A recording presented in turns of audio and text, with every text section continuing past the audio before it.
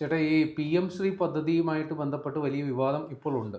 CPIക്ക് കടുത്ത അതൃപ്തി ഇതുമായി ബന്ധപ്പെട്ടുണ്ട്. ഒരു പക്ഷേ മന്ത്രിസഭയിൽ നിന്ന് CPI മന്ത്രിമാരെ പിൻവലിക്കുന്നതടക്കമുള്ള പരിപാടികൾ അവരുടെ ആലോചനയിലുണ്ടെന്നും പറയപ്പെടുന്നു. അവരുടെ ആക്ഷേപം ഈ PM ശ്രീ പദ്ധതിയെക്കുറിച്ച് മുന്നണിയിലോ അല്ലെങ്കിൽ അവരുമായി നേരിട്ടോ 1 to 1 പോലും ചർച്ച നടന്നിട്ടില്ല എന്നുള്ളതാണ്. പക്ഷേ പിണറായി വിജയൻ്റെ ഒരു ട്രാക്ക് റെക്കോർഡ് പരിശോധിക്കുമ്പോൾ അദ്ദേഹം ഈ പല കാര്യങ്ങളും അദ്ദേഹത്തിൻ്റെ സ്വന്തം ഇഷ്ടപ്രകാരം തീരുമാനപ്രകാരം നടപ്പിലാക്കും. മറ്റു വകുപ്പുകളിൽ പോലും മുഖ്യമന്ത്രി ഇടപെടുന്നു എന്നുള്ള ആക്ഷേപം ഉള്ളതാണ്. അപ്പോൾ ഇത് CPIയോട് ചർച്ച ചെയ്തില്ല എന്ന് പറയുന്നത് അതേ ഗൗരവത്തിൽ പിണറായി അങ്ങ് ഉൾക്കൊള്ളുമോ? എന്താണ് തോന്നുന്നത്? ഇതിനകത്തെ അദ്ദേഹം മുഖ്യമന്ത്രിയായിരുന്നപ്പോൾ മറ്റ് കാര്യങ്ങൾ മറ്റ് മന്ത്രിമാരെയോ സർക്കാരിലെ മറ്റ് തലങ്ങളിലോ അറിയിക്കാതെ അദ്ദേഹം തീരുമാനമെടുത്തു എന്ന് പറയുന്ന ഒരു വശമാണ്. പക്ഷേ CPM എന്ന് പറയുന്ന പാർട്ടിയുടെ സെക്രട്ടറിയായി അദ്ദേഹം ഇരിക്കുമ്പോഴും VS അച്യുതാനന്ദൻ എന്ന വ്യക്തി, തലമുതിർന്ന വ്യക്തി പാർട്ടിയിൽ അദ്ദേഹം മുഖ്യമന്ത്രിയായിരിക്കുമ്പോഴും വളരെ പ്രധാനപ്പെട്ട സർക്കാർ തലത്തിൽ അറിയിക്കേണ്ട കാര്യങ്ങൾ പോലും അദ്ദേഹം അറിയാതെ ഉദ്യോഗസ്ഥരെ കൊണ്ട് അതെല്ലാം ചെയ്യിച്ചിട്ടുണ്ട്. അതായത് ADB വായ്പയെ സംബന്ധിച്ച് നമ്മൾ വായ്പ എടുക്കാൻ പോകുന്നു എന്ന വസ്തുത ഈ പറയുന്ന VS അച്യുതാനന്ദൻ അറിയുന്നത് എപ്പോഴാണ്? VS അറിയുന്നത് അത് ഡൽഹിയിൽ ആ കരാറ് ഒപ്പിട്ടതിന് ശേഷമാണ്. അങ്ങനത്തെ ഒരു അവസ്ഥ ഇവിടെ ഉണ്ടായിട്ടുണ്ട്.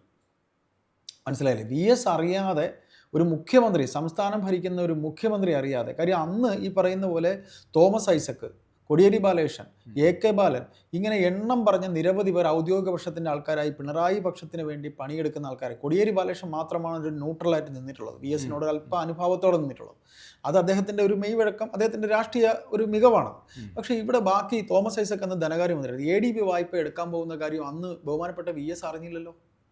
അതാണ് പിണറായി വിജയൻ എന്ന് പറയുന്ന വ്യക്തിയുടെ ഒരു സ്വഭാവ രീതി. അതായത് ഇവിടെ ഒരു മുന്നണി രാഷ്ട്രീയത്തിൽ തങ്ങളോടൊപ്പം നിൽക്കുന്ന ഒരു മുന്നണിയെ അറിയിച്ചില്ല എന്ന് അവർ പറയുമ്പോൾ, സ്വന്തം പാർട്ടിയിൽ ഉള്ളവരെടുത്ത് ഒരു കാര്യം പോലും ഡിസ്കഷൻ നടത്താതെ സ്വന്തം പാർട്ടിയുടെ മുഖ്യമന്ത്രിയുടെ കേരളം ഭരിക്കുമ്പോൾ അദ്ദേഹത്തോടൊരു വാക്കുപോലും പറയാതെ ഒരു വലിയ കാര്യം, ADB വായ്പ എന്ന് പറഞ്ഞാൽ ഒരു വലിയ കാര്യമാണ്, ആ കാര്യം അദ്ദേഹം അറിയിച്ചിട്ടില്ല. അത്ര വലിയൊരു മഹാനാണ് ബഹുമാനപ്പെട്ട പിണറായി വിജയൻ, അദ്ദേഹം അടങ്ങുന്ന ഈ പാർട്ടി. അപ്പോൾ പിന്നെ CPI അറിയിച്ചില്ല എന്ന് പറയുന്നതിൽ എന്തെങ്കിലും അർത്ഥമുണ്ടോ? ഒരർത്ഥവുമില്ല. അപ്പോൾ പിന്നെ CPI അപ്പോൾ ഇങ്ങനെ നാണം കെട്ട് അവിടെ തുടരുന്ന എന്ത് കഥയുള്ളത്? അത് ഒരു ചോദ്യമാണ്. കാര്യം CPIയെ സംബന്ധിച്ച് CPIയുടെ ദേശീയ നേതൃത്വം ഇന്നിപ്പോൾ അവർ ചേരുന്നുണ്ട്. അവരുടെ പാർട്ടി കോൺഗ്രസിന് ശേഷം ഇന്ന് അവിടെ ഡൽഹിയിൽ അവർ ചേരുന്നുണ്ട്. കേരളത്തിൽ നിന്ന് പ്രതിനിധികൾ, ഒരു പ്രകാശ് ബാബു ഒക്കെ അവിടെ ഉണ്ട്. അപ്പോൾ ഇവരെല്ലാം പങ്കെടുക്കുന്നുണ്ട്. പക്ഷേ ഒരു ചങ്കുറ്റം ഉണ്ടെങ്കിൽ, ഒരു communist party of India, Marxist എന്ന് പറയുന്ന പാർട്ടിയെക്കാളും കമ്മ്യൂണിസ്റ്റ് പാർട്ടി ഓഫ് ഇന്ത്യക്ക് എന്തെങ്കിലും തരത്തിലൊരു ഇതുണ്ട് എന്നുണ്ടെങ്കിൽ അവർ ഈ പറയുന്ന ഒരു കടുത്ത തീരുമാനത്തിലേക്ക് പോകണം. കാര്യം അവർ മന്ത്രിസഭയിൽ നിന്ന് മാറി നിൽക്കണം. മന്ത്രിമാരെല്ലാം ഇനി മന്ത്രിസഭ യോഗത്തിൽ പങ്കെടുക്കുന്നില്ലെന്നോ അല്ലെങ്കിൽ എന്തെങ്കിലും ഒരു കടുത്ത നിലപാട് അവർ എടുത്തില്ല എന്നുണ്ടെങ്കിൽ ഈ കാണിക്കുന്ന പുകിൽ നിന്ന് യാതൊരു അർത്ഥവുമില്ല. ഇത് ഒരു വിഷയമായിട്ട് നമുക്ക് ചൂണ്ടിക്കാണിക്കാം. രണ്ട്, ഇതേപോലെ ഇവിടെ കേരളത്തിൽ സരിതാ സോളാർ വിഷയം ഇവിടെ കത്ത് നിന്ന സമയത്ത് ഇവിടെ ഒരു സമരം നടന്നു. ഈ സെക്രട്ടേറിയറ്റ് വളയൽ നടന്നു. ഈ സെക്രട്ടേറിയറ്റ് വളയൽ നടന്നപ്പോൾ ഈ സമരം, അതായത് ഈ പ്രസ്തുത സമരം നടന്നുകൊണ്ടിരിക്കുമ്പോൾ CPM എന്ന് പറയുന്ന പാർട്ടിയുടെ അന്ന് സെൻട്രൽ കമ്മിറ്റി അംഗമാണ്, ഈ സംസ്ഥാന സെക്രട്ടേറിയറ്റ് അംഗമാണ് തോമസ് ഐസക്. സംസ്ഥാന സെക്രട്ടേറിയറ്റ് അംഗം തോമസ് ഐസക്കിനോട് മാധ്യമപ്രവർത്തകർ സമരം തീർന്നല്ലോ എന്ന് ചോദിക്കുമ്പോൾ അദ്ദേഹം പറയുന്നത് സമരം തീർന്നിട്ടില്ല, ആര് പറഞ്ഞു, പള്ളിപ്പോയി പറഞ്ഞാൽ മതി എന്ന് പറയുമ്പോൾ അവിടെ പിണറായി വിജയൻ അടങ്ങുന്ന സംഘം സമരം നിർത്തിക്കഴിഞ്ഞ കാര്യം പോലും തോമസ് ഐസക് അറിഞ്ഞിട്ടില്ല.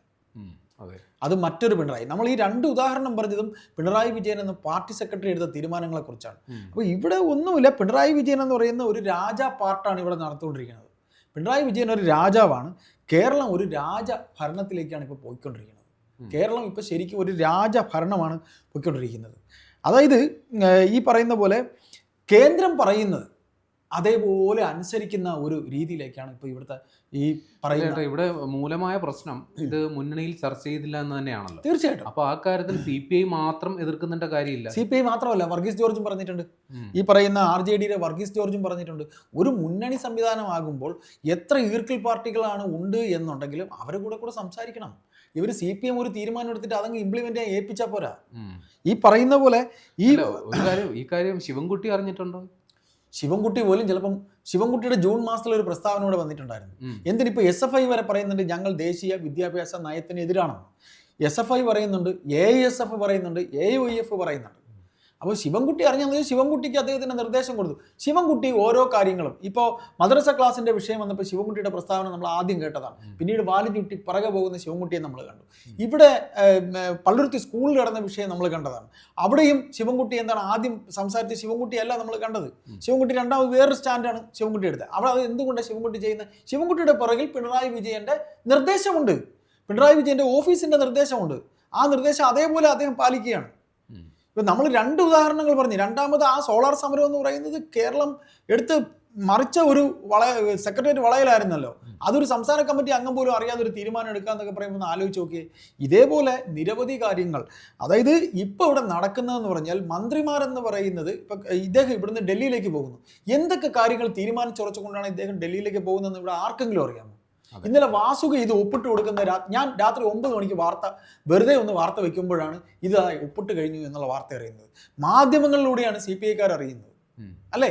അപ്പോൾ ഇതിൽ നിന്ന് മനസ്സിലാക്കാനുള്ളത്, ഒന്ന്, കേന്ദ്രം പറയുന്ന കാര്യങ്ങൾ ഉദ്യോഗസ്ഥർ, ഒരു മന്ത്രിസഭ അല്ലെങ്കിൽ ഒരു കൂട്ടം മന്ത്രിമാർ ഉദ്യോഗസ്ഥരെ കൊണ്ട് പണിയെടുപ്പിച്ച് കാര്യങ്ങൾ ചെയ്യുന്ന പോലെ കേന്ദ്രം സംസ്ഥാനത്തോട് ചില കാര്യങ്ങൾ പറയുന്നു, അത് അതേപോലെ ഇവിടെ ഇംപ്ലിമെന്റ് ചെയ്യുന്നു. അല്ല, ഇപ്പോൾ ഇത് ചെയ്യാൻ നിർബന്ധിതമാകുന്ന ഒരു സാഹചര്യം കൂടി ഉണ്ടല്ലോ. ഇപ്പോൾ കേരളത്തെ സംബന്ധിച്ച് കേന്ദ്ര ഫണ്ട് അതൊരു നിർണായക ഘടകമാണ്. ഈ ഫണ്ട് കൊണ്ടുവന്നിട്ട് വേണമെങ്കിൽ എന്ത് വേണമെങ്കിലും ചെയ്യാം, വേണമെങ്കിൽ കിറ്റ് കൊടുക്കാം. ഞാൻ കാര്യം ചോദിക്കട്ടെ, ഇത് ഈ നേരത്തെ ഇവർക്ക് അറിയില്ലായിരുന്നു.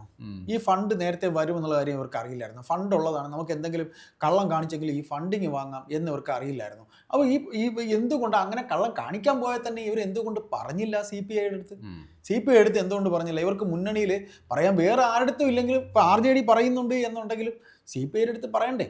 അത് അവർ പറഞ്ഞിട്ടില്ല. അത് ഇപ്പം ഒരുമിച്ച് ഒരു ബിസിനസ് നടത്തുകയാണെങ്കിൽ, ഞാൻ ഒരു ഇൻവെസ്റ്റ്മെൻറ്റ് ഒരു പാർട്ടിയിൽ നിന്ന് എടുക്കാൻ പോകണമെങ്കിൽ അത് നമ്മൾ തമ്മിൽ ഡിസ്കഷൻ നടത്തണ്ടേ? എനിക്ക് പ്രേം നമുക്കിങ്ങനെ കുറച്ചൊരു കാശ് തരാമെന്ന് പറഞ്ഞിട്ട് നമ്മളത് വാങ്ങുകയാണ്, നമ്മുടെ കമ്പനി ഡെവലപ്മെൻറ്റിനാണ് എന്ന് പറയേണ്ട ഒരു ധാർമ്മിക ഉത്തരവാദിത്തം എനിക്കുണ്ട്. അത് ഇവിടെ CPM കാണിച്ചിട്ടില്ല. CPM കാണിക്കാത്തൊരു വലിയ തെറ്റാണ്. അതിൻ്റെ കാരണമെന്ന് പറയുന്നത്, പിണറായി വിജയൻ എന്ന രാജാവ്, പാർട്ടിക്കകത്ത് പിണറായി വിജയൻ രാജാവാണ്. ആ രാജാ പാർട്ട് അദ്ദേഹം മുന്നണിയിലും കാണിക്കുന്നു എന്നുള്ളതാണ്. ആ മുന്നണിയിൽ കാണിക്കുന്ന അദ്ദേഹത്തിന്റെ രാജാ പാർട്ടിന് എത്ര കണ്ട് അല്ല ചേട്ടാ, ഈ കഴിഞ്ഞ 9 വർഷം ഈ രാജാ പാർട്ട് സഹിച്ചുകൊണ്ട് തന്നെയാണല്ലോ CPI നിന്നത്. ഇനി ഒരു 8 മാസത്തേക്ക് വേണ്ടിയിട്ട് ഈ 8 മാസം ഇവർ എന്ത് ചെയ്യാന്ന് വെച്ചാൽ, ഇവിടെയാണ് ഈ 8 മാസം ഇവർ എന്തെങ്കിലും ഒരു കടുത്ത തീരുമാനം എടുക്കുന്നത്, അത് അവർക്കായിരിക്കും നല്ലതായി തീരാൻ പോകുന്നത്. 8 മാസമല്ലേ ഉള്ളൂ. കൈവിട്ട് കളിച്ചളയുന്ന ഒരു തീരുമാനം ഇവരെടുത്താൽ എന്തായിരിക്കും? മന്ത്രിസഭാ യോഗത്തിൽ പങ്കെടുക്കുന്നില്ല, ഞങ്ങൾ മന്ത്രിമാരെ പിൻവലിക്കാൻ പോകുന്നു, അങ്ങനെ ഒരു തീരുമാനം എടുത്താലോ? കാര്യം ഇന്ന് MA ബേബി ആദ്യമായിട്ട് ഈ കേസിൽ ഇടപെടാമെന്ന് പറഞ്ഞിരിക്കുകയാണ്. ബേബി ഇതുവരെ ബേബിയുടെ അടുത്തൊരു വാക്ക് പറഞ്ഞിട്ടില്ല. പാർട്ടിയുടെ സെക്രട്ടറി, ജനറൽ സെക്രട്ടറി എന്ന് പറയുന്ന വ്യക്തി ബേബിയെ അറിയിച്ചിട്ടില്ല. പിന്നെയല്ലേ ഈ പറഞ്ഞ CPIയുടെ എതിർപ്പ് അവർ പറയുന്നത്. ബേബി എവിടെ പോയിരുന്നു? ബേബി എന്ന് പറയുന്ന ഈ പാർട്ടിയുടെ ജനറൽ സെക്രട്ടറി അല്ലേ? ജനറൽ സെക്രട്ടറി ഇപ്പൊ ആ പേര് പറഞ്ഞപ്പോൾ അങ്ങനെ ജനറൽ സെക്രട്ടറി ഉണ്ടോ എന്ന് നമ്മൾ അറിയുന്നത്. ഇപ്പൊ കഴിഞ്ഞ ഇവരുടെ പാർട്ടി കോൺഗ്രസിൽ ഇവരുടെ കരട് നയരേഖ എന്തായിരുന്നു? അതിൽ ഈ പറയുന്ന പോലുള്ള കാര്യങ്ങളൊന്നും ചെയ്യാൻ പാടില്ല എന്ന് പറഞ്ഞൊരു നയരേഖയല്ലേ ഉണ്ടായിരുന്നു. അപ്പോൾ അത് പാർട്ടി ജനറൽ സെക്രട്ടറി കൂടെ ചേർന്ന് ഉണ്ടാക്കി എടുത്തൊരു നയരേഖയല്ലേ. അപ്പോൾ ജനറൽ സെക്രട്ടറിയെ എത്ര വിലയാണ് ഇവർ കൊടുത്തിട്ടുള്ളത്? അപ്പോൾ പിണറായി എന്ന വ്യക്തിയാണ് അൾട്ടിമേറ്റ് എന്ന് പറയുന്നത് ഇദ്ദേഹമാണ്. ഇതിലൂടെ സംഭവിക്കാൻ പോകുന്നത്, ബേബി കൂടെ ഇപ്പോൾ അറിഞ്ഞിരിക്കുന്ന സ്ഥിതിക്ക് ബേബിക്ക് എന്തെങ്കിലും തരത്തിലൊരു നീക്കം നടത്താൻ ഇപ്പോൾ കിട്ടുന്ന അവസരമാണ്. അത് ബേബി മുതലാക്കിയാൽ പിണറായി വിജയനെതിരെ ഒരു നീക്കത്തിന് ബേബിക്കൊപ്പം ചിലപ്പോൾ ആരെങ്കിലുമൊക്കെ കൂടെ പാർട്ടിയിലെ ഏതെങ്കിലുമൊക്കെ സംസ്ഥാന കമ്മിറ്റി അംഗങ്ങളോ അല്ലെങ്കിൽ സംസ്ഥാന സെക്രട്ടേറിയറ്റ് അംഗങ്ങളോ CC അംഗങ്ങളോ നിൽക്കാനുള്ള സാധ്യതയുണ്ട്. അത്രമാത്രമേ ഉള്ളൂ. സ്വന്തം പാർട്ടിയെ പിന്നെ ഇങ്ങനെ ഒരു വക പറയാതെ സ്വന്തം ഇഷ്ടത്തിൽ നിൽക്കുന്ന പിണറായി എന്ന് പറയുന്ന രാജാവിൻ്റെ കൂടെ CPI അവസാന നിമിഷം എന്തെങ്കിലും കാണിച്ചാൽ അതിന് വല്ല അർത്ഥം ഉണ്ടാവുമോ എന്നുള്ളത് വരും മണിക്കൂറുകളിൽ നമുക്കറിയാൻ കഴിയും.